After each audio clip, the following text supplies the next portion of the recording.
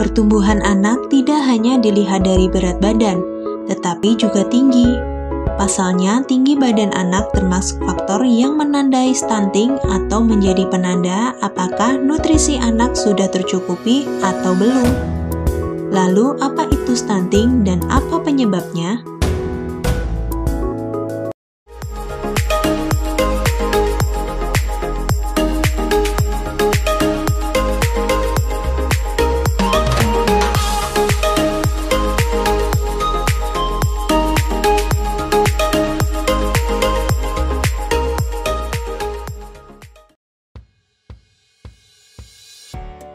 Mengutip dari Buletin Stunting yang dikeluarkan oleh Kementerian Kesehatan Republik Indonesia, stunting adalah kondisi yang ditandai ketika panjang atau tinggi badan anak kurang jika dibandingkan dengan umurnya. Mudahnya, stunting adalah kondisi di mana anak mengalami gangguan pertumbuhan, sehingga menyebabkan tubuhnya lebih pendek ketimbang teman-teman seusianya, dan memiliki penyebab utama kekurangan nutrisi. Sebelum lanjut, jangan lupa like, komen, dan subscribe Desa Healthy supaya terus mendapatkan informasi menarik seputar kesehatan yang pastinya mengajak Anda semua untuk menerapkan pola hidup sehat.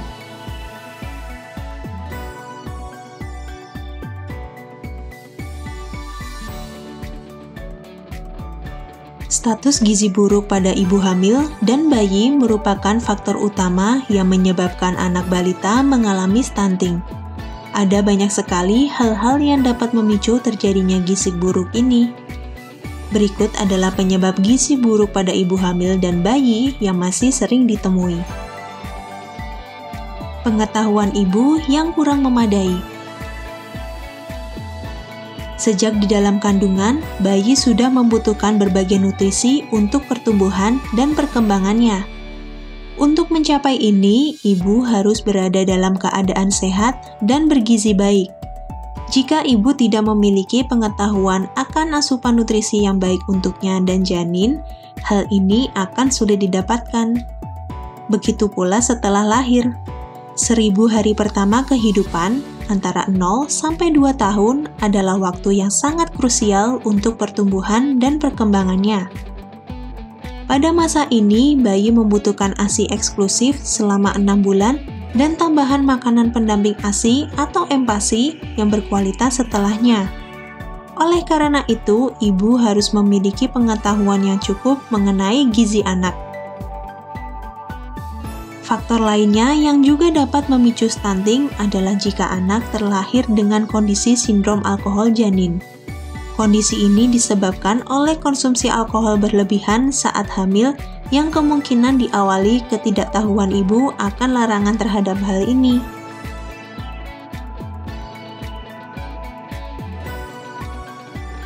Infeksi berulang atau kronis. Tubuh mendapatkan energi dari asupan makanan. Penyakit infeksi berulang yang dialami sejak bayi menyebabkan tubuh anak selalu membutuhkan energi lebih untuk melawan penyakit. Jika kebutuhan ini tidak diimbangi dengan asupan yang cukup, anak akan mengalami kekurangan gizi dan akhirnya berujung dengan stunting.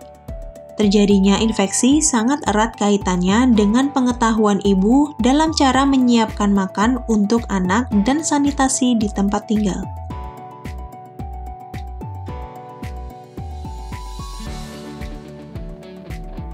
Sanitasi yang buruk. Sulitnya air bersih dan sanitasi yang buruk dapat menyebabkan stunting pada anak. Penggunaan air sumur yang tidak bersih untuk masak atau minum disertai kurangnya ketersediaan kakus merupakan penyebab terbanyak terjadinya infeksi. Kedua hal ini bisa meninggikan resiko anak berulang-ulang menderita diare dan infeksi cacing usus.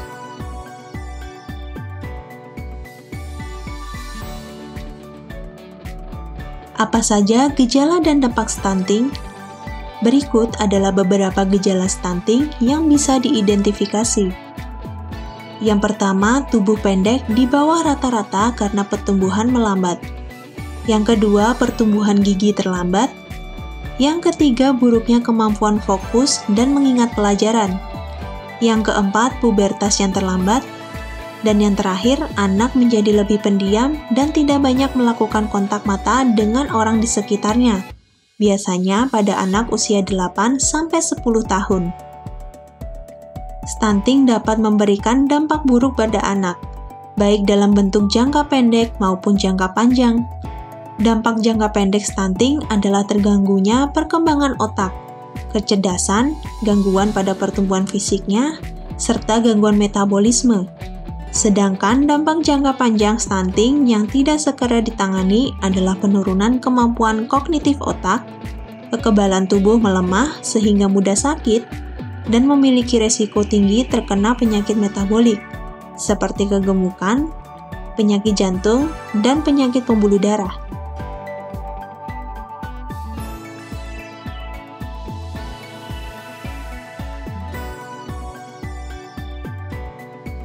Stunting pada anak dapat dicegah melalui beberapa cara penting, seperti pola makan. Istilah isi piringku dengan gizi seimbang perlu diperkenalkan dan dibiasakan dalam kehidupan sehari-hari. Dalam satu porsi makan, setengah piring diisi oleh sayur dan buah, sementara setengahnya lagi diisi dengan sumber protein, nabati atau hewani, dengan porsi yang lebih banyak dibandingkan karbohidrat.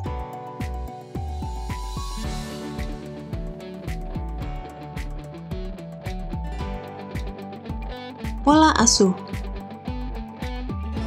Stunting juga dipengaruhi aspek perilaku, terutama pada pola asuh yang kurang baik dalam memberi makan bayi dan balita. Untuk mencegah stunting, pola asuh yang baik dapat diterapkan mulai dari edukasi tentang kesehatan reproduksi dan gizi bagi remaja, hingga para calon ibu untuk memahami pentingnya memenuhi kebutuhan gizi saat hamil. Langkah pencegahan lain yang bisa diambil yaitu memeriksakan kandungan secara rutin saat hamil, menjalani persalinan di fasilitas kesehatan, melakukan inisiasi menyusui dini, dan mengupayakan pemberian air susu ibu, terutama pada beberapa hari setelah kelahiran bayi saat ASI mengandung banyak kolostrum. Berikan ASI secara eksklusif hingga bayi berusia 6 bulan. Diikuti dengan pemberian makanan pendamping ASI. Pantau terus tumbuh kembang bayi pada pusat pelayanan kesehatan.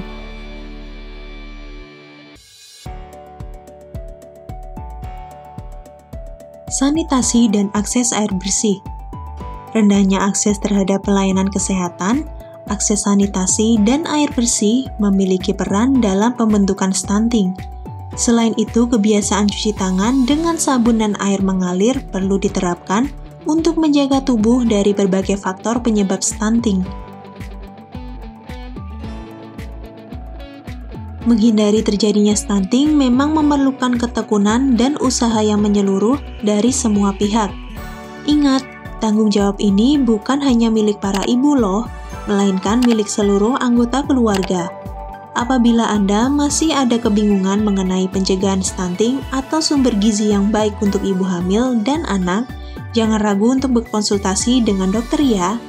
Stay healthy, be healthy, and be happy.